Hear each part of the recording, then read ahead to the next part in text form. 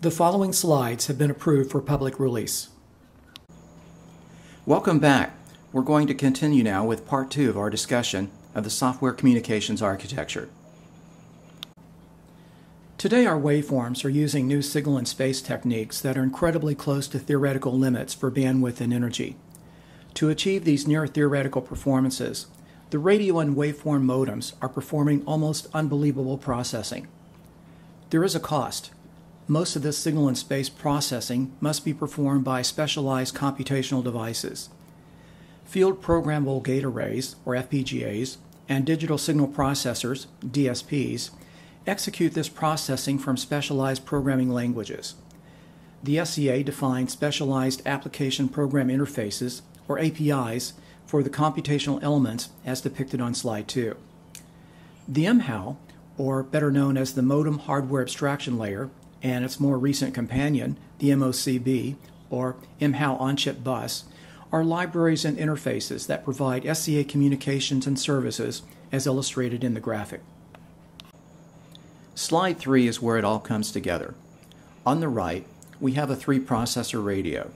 The 2 general-purpose processors on top are running something like an ARM or an Intel architecture, and on the bottom we have the modem processor, which is executing FPGAs and DSPs that we described previously. The first step to launching a waveform is for the application factory to read the software assembly descriptor, or the SAD file. This XML file consists of 2 things, a parts list and a wiring diagram. In a sense, to the SCA, that's all a waveform is, a parts list and a wiring diagram. Step 2 is for the application factory to find out where all the components are located. It will locate the executable files, and then in step 3, determine what processors to instantiate the components. In a multi-channel radio, some processors may be busy, so the application factory will find the processors that have sufficient resources to execute the waveform components. At the end of step 3, we have a sea of purple waveform components on all 3 processors. They have been incarnated or instantiated, but they are just sitting there unconnected. So none of the chartreuse lines in slide 3 have yet been connected. Step 4 is when the application factory begins stitching the components together, providing the port phone numbers as we described earlier. When necessary, the waveform components are also stitched to the radio waveform services and devices. At the end of step 4, all the chartreuse lines have been established. It's important that the waveform components can be replaced with other components, or even complete sections of the waveform replaced. This is what allows an SCA radio to receive waveform changes in the field. This is the definition of a waveform in software.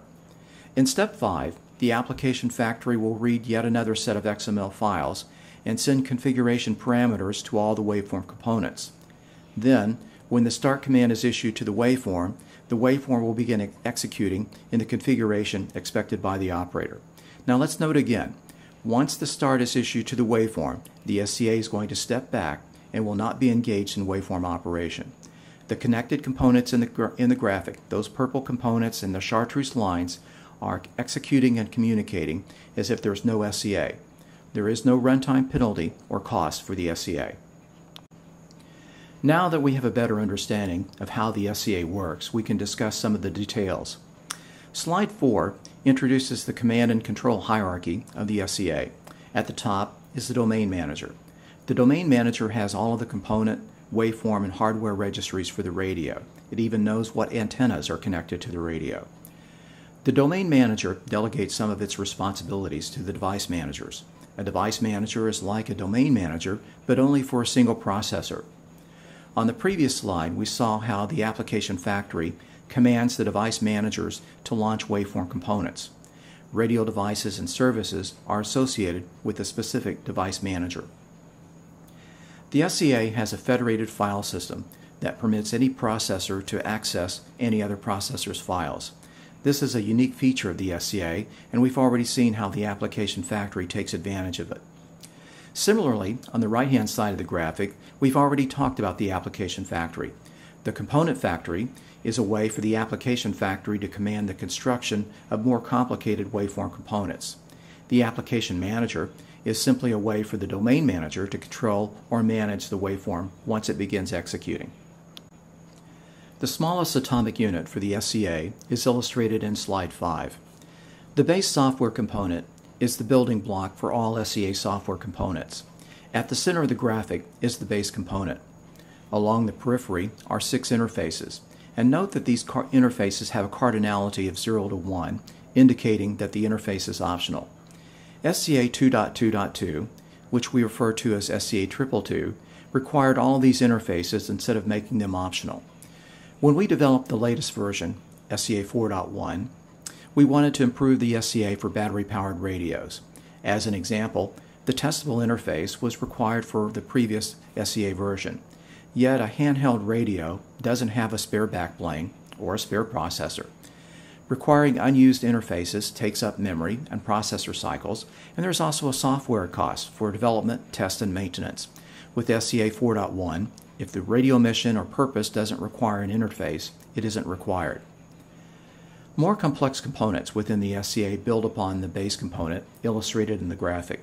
Rather than inheritance, we use aggregation, as the UML diagram indicates. This helps decrease the brittleness of software components. Recall the Domain Manager is installed on every SCA radio. It is an SCA software service that performs the 3 functions listed on slide 6. We've discussed how it maintains registries and how it delegates responsibilities to the device managers. For the software people, we illustrate the interfaces of the Domain Manager in the lower portion of the graphic. It builds upon the base component and it adds optional interfaces, much as we described previously. The Device Manager manages a single processor board, as we discussed earlier. Recall from our Application Factory example, the Device Manager is responsible for launching Waveform components. Although we haven't discussed radio boot up or startup, at start time, the Device Manager will launch the persistent radio devices and services that it controls as well. The Device Manager also provides registry information to the Domain Manager, as we have discussed. We've discussed about waveforms being connected to radio devices, such as the modem, GPS, and Ethernet. As illustrated on slide 8, a device is a software proxy, or a hardware driver, that provides a known software interface to the waveforms and other radio components. As we discussed in the Application Factory example, the radio devices like GPS or Ethernet are connected to the waveforms and other radio components using SCA ports. SCA 4.1 was approved as an emerging standard in the DISR at the end of last year. The Wireless Innovation Forum, or the WINF, was a valued partner in developing the new specification. There were several improvements and features added to the SCA as listed on slide 9. There are product teams already developing with SCA 4.1. There is a commercial SCA 4.1 core framework available, and development tools are also available. Earlier, we discussed how SCA 4.1 was developed with deployment intended for battery-powered radios. And now we're going to have a couple of additional slides showing additional features of SCA 4.1. Earlier versions of the SCA had an external port for connection to end-user devices, as illustrated in slide 10. There was not infrastructure defined that permitted the external device to be used for anything more than simple variable queries and sets. SCA 4.1 now permits the external device to be connected by the Application Factory as a direct component in the waveform processing. So as an example, this might allow the ARM processor in the external device to either be the user interface or perform waveform processing. Supporting the goal to make the SCA even better for battery-powered radios was the inclusion of multi-core processor support. Slide 11 illustrates a previous generation of radio on the left. This radio has 4 separate hardware processors that are connected by metal traces on a circuit board. These metal interconnections have non-negligible capacitance. The current required to drive capacitance C is I is equal to C dV/dt, where dV/dt is the clock frequency or the signal transition frequency. Now it depends upon the processor, but a typical processor requires 25 to 40% of its supply current to drive the input, output, or the I/O pins. By switching to the architecture on the right, the I/O pin current is avoided, saving battery life and heat generation. SCA 4.1 includes the infrastructure to load waveform components on a multi-core processor to take advantages of the advancements being made in commercial multi-core processors. We wrap up our software architecture diagram on slide 12. As we've discussed, the SCA can be thought of as a Windows-like operating system for a tactical radio. The SCA is especially beneficial for the Department of Defense because it allows the government to procure waveforms independently of the radio sets and maintain continuous competition. Unlike smartphones, SCA radios have their waveforms defined in software.